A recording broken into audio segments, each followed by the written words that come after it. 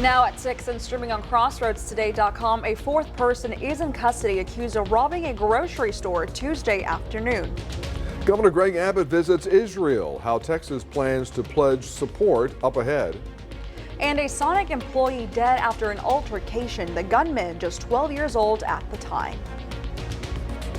We are looking at the cloud deck rolling back in. That's because the south wind is coming in, giving us moisture and warmer weather as we get into the weekend. Meanwhile, across the pond in Europe, they're getting two back-to-back hurricanes. We'll be talking about that coming up in just a few minutes.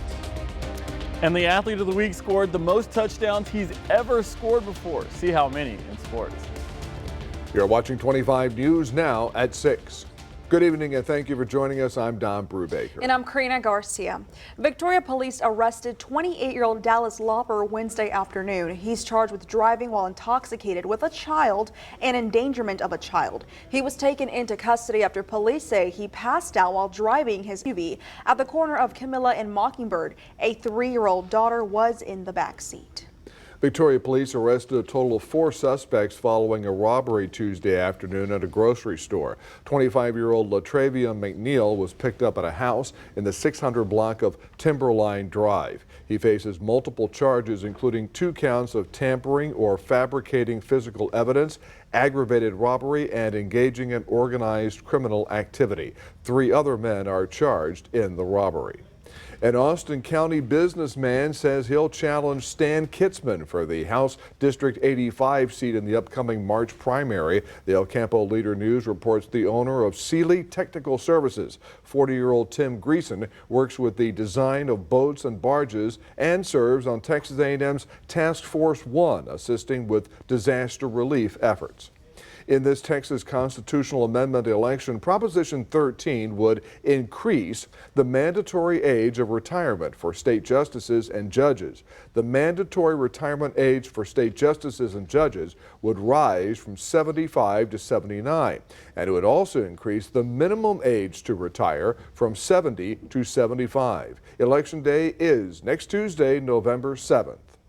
Here's your poll this evening. You can scan that QR code on your screen to vote. The question is, how do you plan to vote for Proposition 13? Are you for it or are you against it? According to these results, it looks like 24% are for it and 76% stand against it.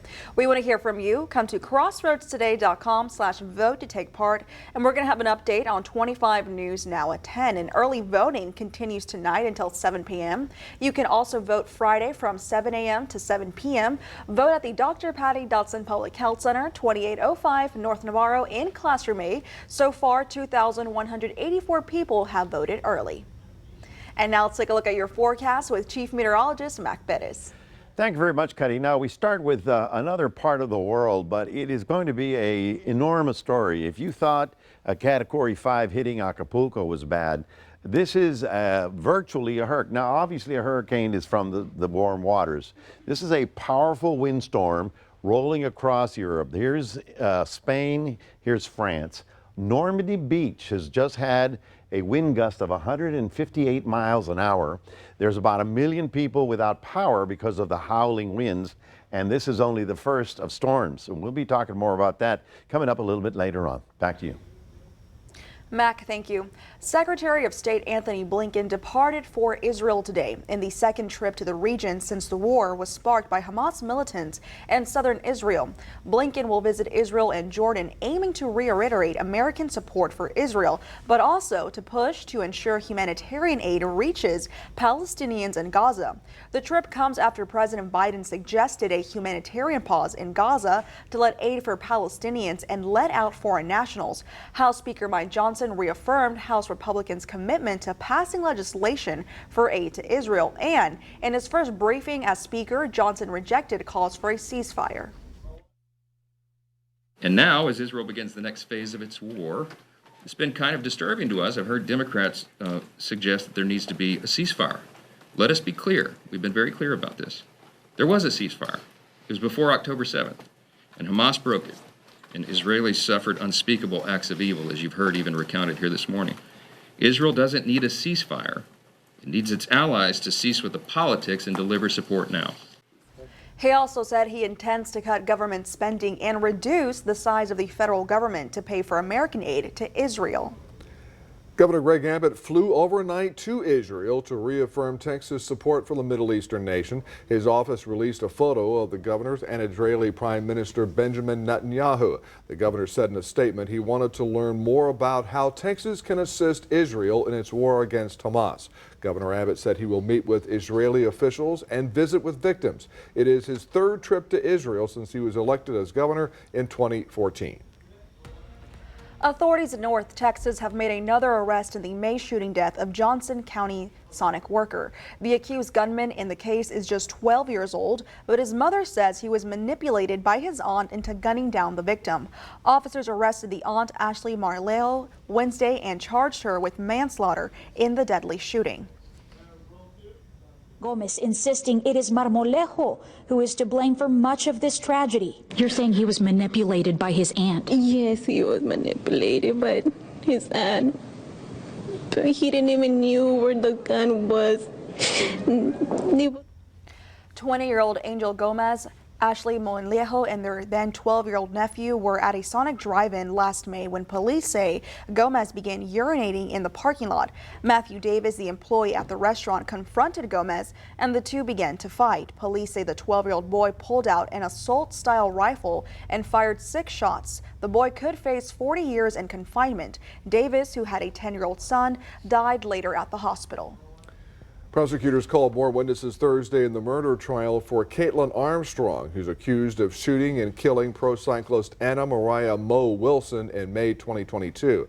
KXAN reports the state showed a timeline of evidence gathered from phone and GPS records of Armstrong and Wilson's actions leading up to the shooting. The defense's primary argument is that even though there is surveillance of gunshots and her Jeep, there is no footage of Armstrong actually shooting Wilson. Republican state lawmakers want to spend $2.7 billion in new tax money during the current special legislative session. The Texas Tribune reports the House and Senate have advanced bills that would spend $1.5 billion to complete 100 miles of barriers along some of the high traffic areas of the Texas-Mexico border. The Senate has also proposed adding $1.2 billion to the public education budget to increase teacher pay, boost school safety, and bump state payments to schools. A Harris County District Judge has sided with the special prosecutors handling Ken Paxton's securities fraud case in their years-long effort to get paid. KSAT reports Judge Andrea Bell ruled that the prosecutors are owed the $300 an hour rate by Collin County that they were promised when they started on the case in 2015. They have not been paid since January 2016 after Collin County balked at the payment schedule. The trial is set to start April 15th, 2024. ERCOT will get a 40% budget increase next year. The Texas Tribune reports the Public Utility Commission approved the budget increase Thursday in a 4-0 vote. ERCOT says it needs more money to comply with new regulations, hire more employees, and fight legal challenges. It said the budget increase will cost power customers less than 20 cents a month. ERCOT budget documents show it proposes to spend $15.4 million more on the department and hire 14 attorneys. 2 popular Texas amusement parks are merging. Six Flags announced Thursday it is merging with Cedar Fair, the parent company for Schlitterbahn, in an $8 billion deal. Cedar Fair also owns Knott's Berry Farm in California and Canada's Wonderland in Ontario. Six Flags has about 20 parks in the U.S., 2 in Mexico and 1 in Canada. The new company will keep the Six Flags name. It will operate a total of 27 amusement parks and 15 water parks across the U.S., Canada, and Mexico.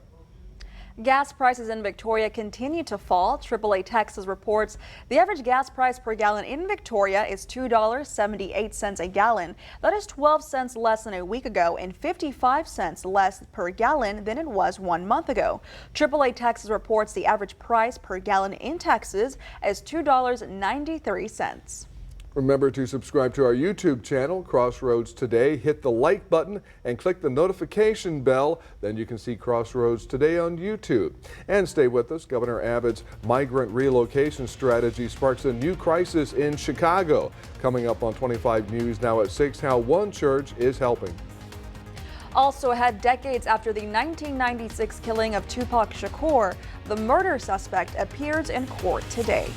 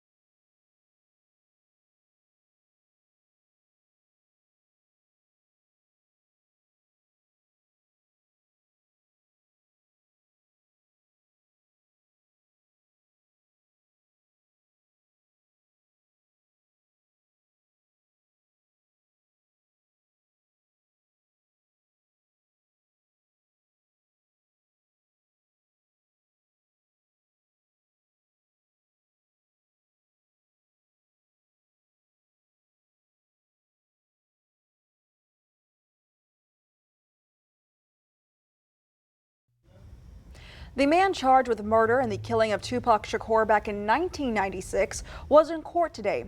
Duane Davis pleaded not guilty during an arraignment hearing in Clark County District Court, and prosecutors say they will not pursue the death penalty in his case. Authorities have accused Davis, also known as Keith D., of being the on-site commander who ordered Shakur's killing following a fight on a casino floor. After Thursday's hearing, Clark County District Attorney Steve Wolfson said he expects the trial to begin sometime next year. Everybody knows that Mr. Davis has made certain statements over the last few years in different forms. That is part of the presentation by the prosecution. But again, Mr. Davis has his right to his day in court. We look forward to that day in court. Davis has said in interviews over the years that he was in the car when his nephew, Orlando Anderson, fired at the car carrying Shakur. Anderson was then killed in 1998 in a gang-related shooting. Since August of last year, Governor Abbott has sent more than 19,000 migrants to Chicago. What some began to call a political stunt by Abbott to draw attention to the migrant surge has turned into a full-blown crisis. But one church in Chicago is now opening its doors as the weather gets colder. The Good Shepherd Lutheran Church in Oak Park may be small. This is not big. This is not a big building. We are not the biggest church in Oak Park. But to the more than 100 migrants now calling its basement home, it's stepping up in a big way.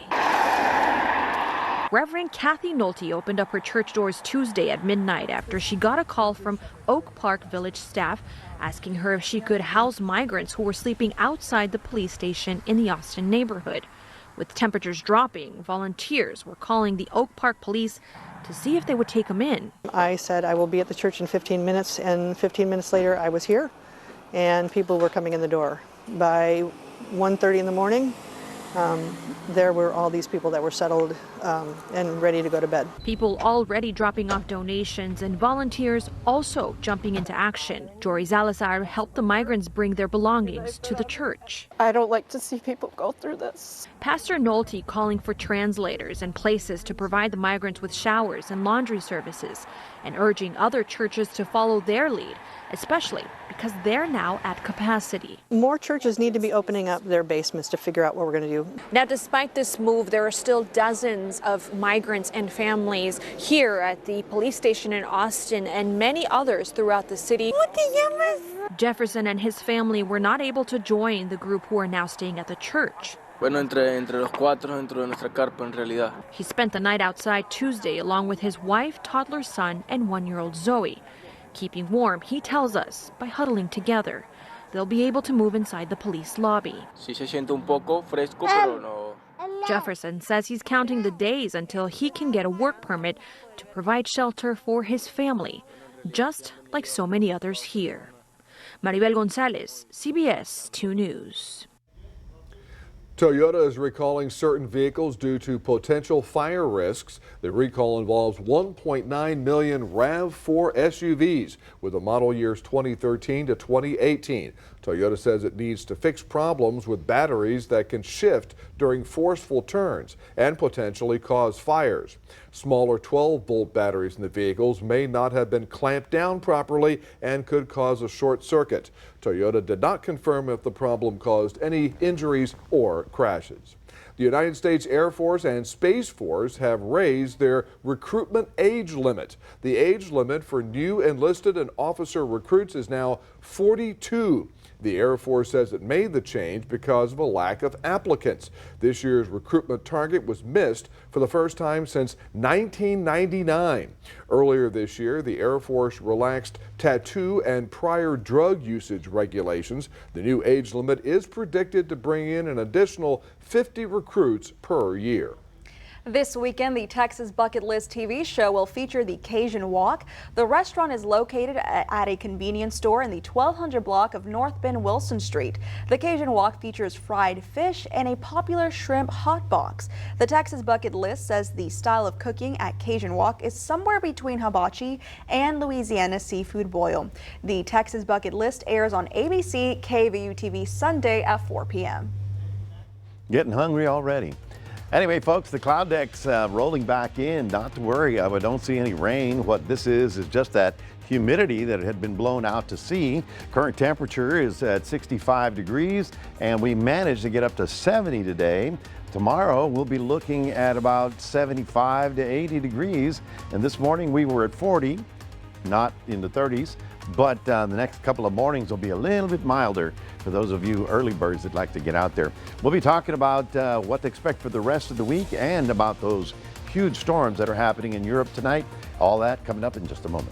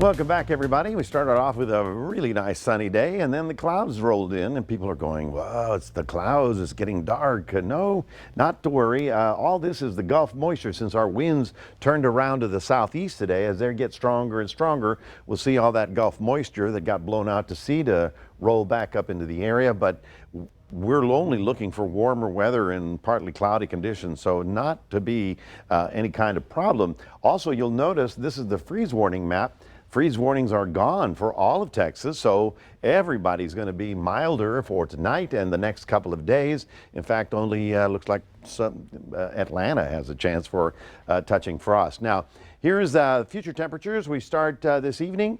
We'll go forward all the way into tomorrow morning, and we'll look at 6 a.m. You can see a couple of 60s here, a couple of 50s there. So obviously a little milder. No, I don't know, some of you may need a light windbreaker, but that's about it. And then we look at for tomorrow, and temperatures temperatures really warming up. Mid-70s right about there, and pretty much everybody, even far west Texas, is going to be looking at a warming trend. Of course, the other thing you'll see is a very strong southerly wind beginning to kick in ahead of the next couple of storms moving through. Here's what's happening. High pressure is now rolled to the east coast. That's why we're turning our wind around and coming up. And in the plains states right about there, we're getting the strong south wind. That's giving a big warm up, ready for the next storm.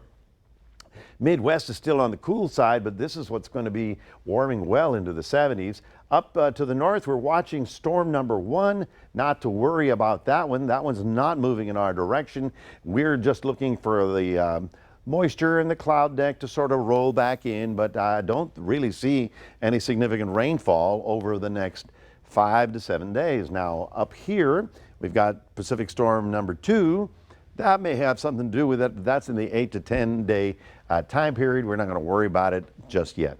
This is what I was talking about earlier. Now, here is Spain. Here's North Africa. That would be France. England would be right about here. I bring this up, folks, because it's going to be an enormous, ginormous story.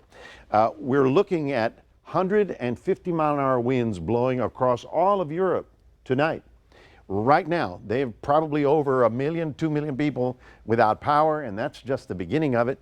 As I mentioned, on the coast of Normandy, northern France, famous for World War II, they reported 158-mile-an-hour wind gusts. So they're getting a hurricane right now, and then there's another one behind it.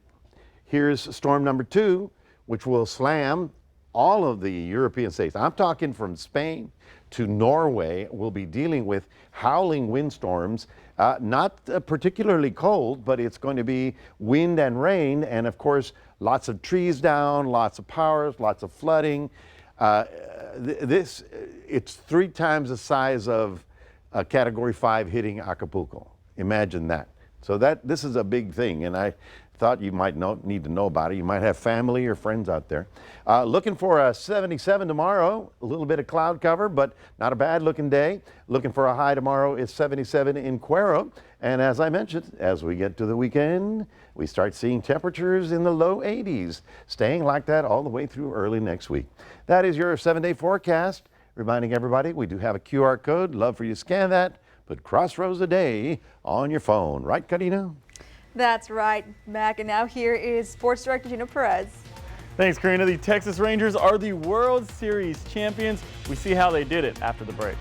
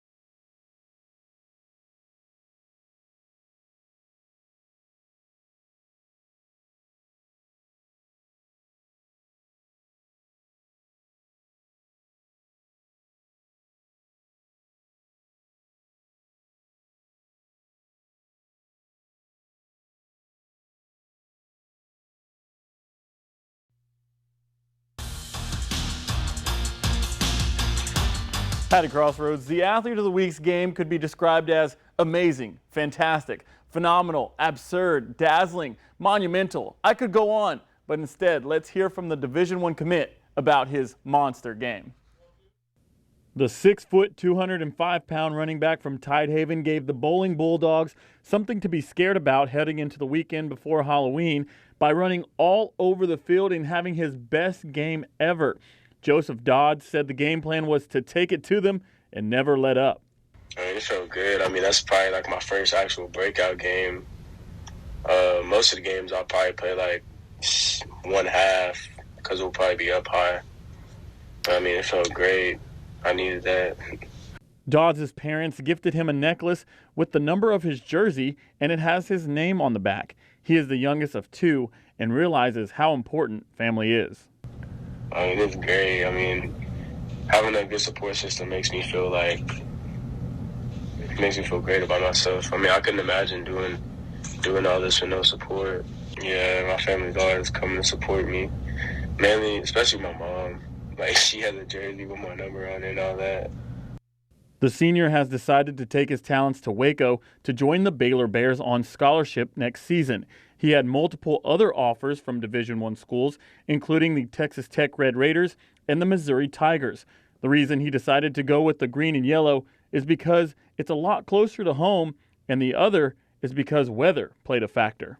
Well, I'd probably say it's about 50-50. I mean, during the summer, it was kind of like stressful and all that because I didn't know what to do, like where I should go. So it was probably like more weightlifting during the summer. People would like assume since you're going to Baylor, like you're not gonna have a bad game. Like, everybody has bad games and stuff like that. Dodds had the biggest game of his career, rushing for 323 yards on 26 carries and an astronomical 7 touchdowns.